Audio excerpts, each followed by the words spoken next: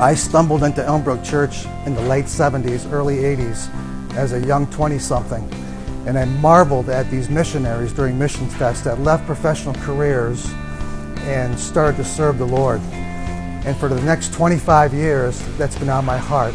And 5 years ago, I decided to get out of the corporate world, even though I still play in the corporate world, and generate a faith-based, Christ-serving organization to meet the needs of the Central City residents.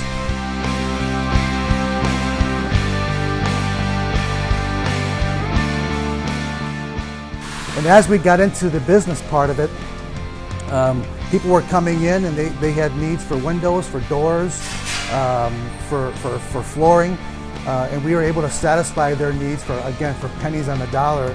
And we have moved so far just about $6 million worth of material, retail value, in 4.5 years, and have served over 35,000 people in Milwaukee's redevelopment zone.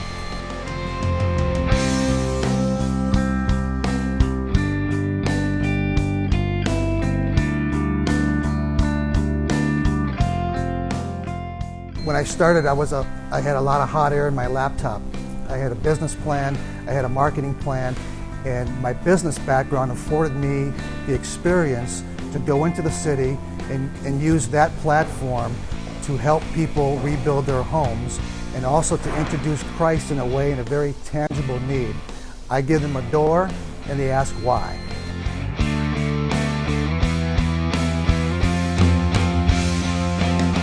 I'm George Bogdanovich, Executive Director for the Community Warehouse, and My Faith is Working.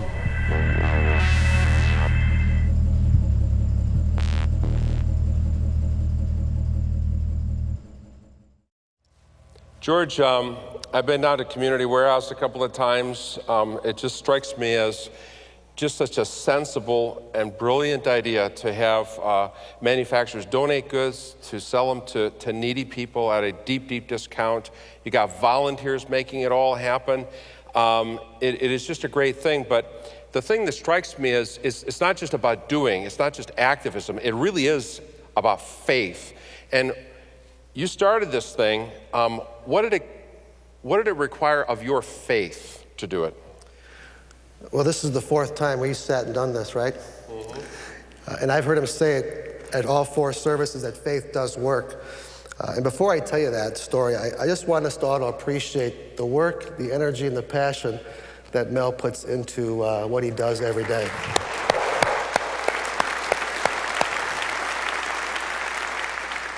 What a great series it's been, Mel, so thank you. I forgot the question. This, by the way, is why I require a leather chair at the end of the service. But now, what about faith? This doesn't happen without faith. I am a byproduct of Elmbrook Church's mission and vision ever since I've been attending here back in the late 70s, early 80s. And I always marveled at the missionaries and the pastors and the guest speakers that would come and speak. They left successful careers to go serve somewhere. And I knew someday that would happen to me. And I know the desires in my heart the Lord would give me later in life, which he did. So my wife and I and my young family went to serve at some Central City ministries, learned how that worked back in the early 80s, and then we served here with the high school ministry for years.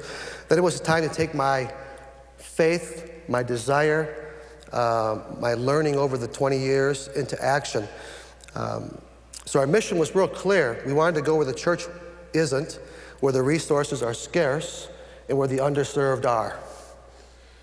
George, you see activity down there. You see customers coming in to get stuff that improves their lives at a deep, deep discount. You see the volunteers, including some Elmbrook groups. I think our college ministry and probably others have been down there helping to shelf things and so on.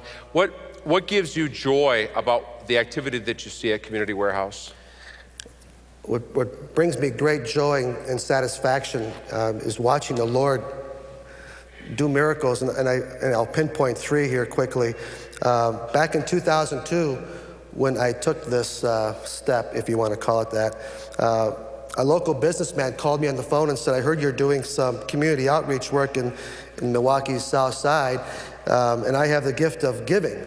And I said, well, that's terrific. And he said, I'm going to buy you a building that you can operate in. And that kind of put us on the map, and it jump-started our ministry. So we now had a place to operate. Secondly, I think the Lord has showed me that if you work in a particular community for a number of months and years, they truly embrace you. We are a cash business. We sell materials, brand new building materials, to Central City residents for a fraction of retail.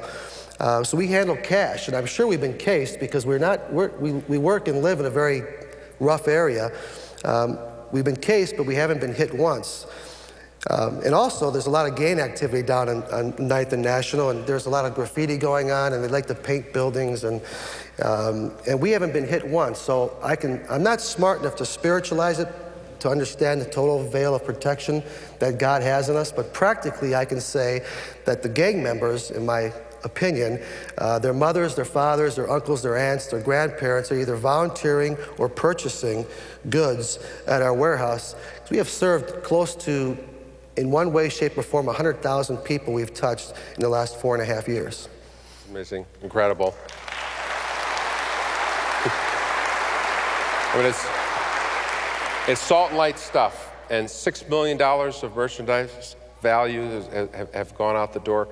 George, what would you say to anybody right now who they're not very engaged in their communities, but they feel like God has been speaking to them, saying, you got to figure out some way, got to do something? What would you say to them?